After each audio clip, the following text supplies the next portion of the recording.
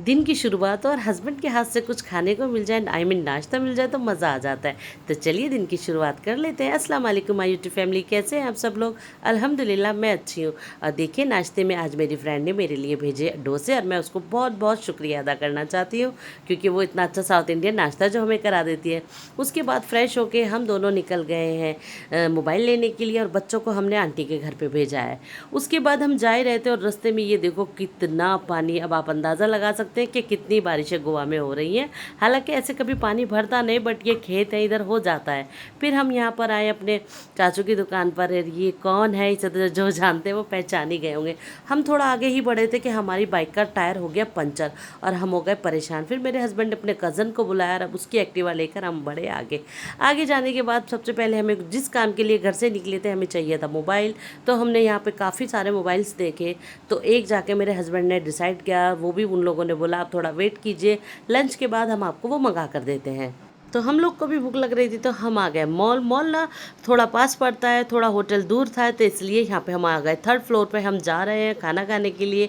हम लोग ऊपर जा रहे थे तो मेरे हस्बैंड बोले हम पंजाबी थाली खाएंगे, पंजाबी, उसका नाम है पंजाबी रोटी। तो मैंने कहा आप खाना पंजाबी रोटी और मैं खाऊंगी चिकन दी बोटी, क्योंकि मुझे चिकन बड़ा पसंद है भाई देखो। तो मेरे हस्बैंड ने कहा बस पूरे टाइम तुम लोग को तो चिकन ही चिकन चाहिए। खैर हमने ऑर्डर दे दिया है, ऑटो को बेल से भी दिया है।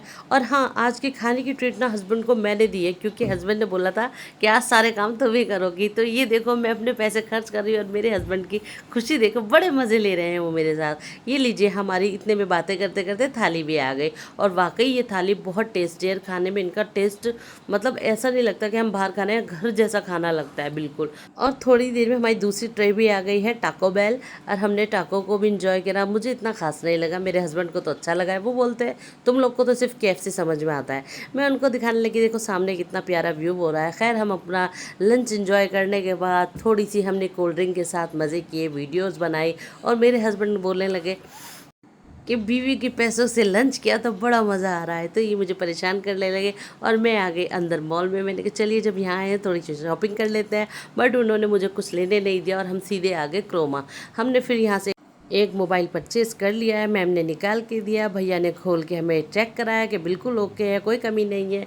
और वो लेकर हम निकल पड़े अपने घर के लिए। थोड़ा सा मौसम गर्म है, पता है यहाँ पे बारिश होती है और एकदम सूख भी जाता है, मालूम भी नहीं पड़ता कि बारिश हुई भी थी।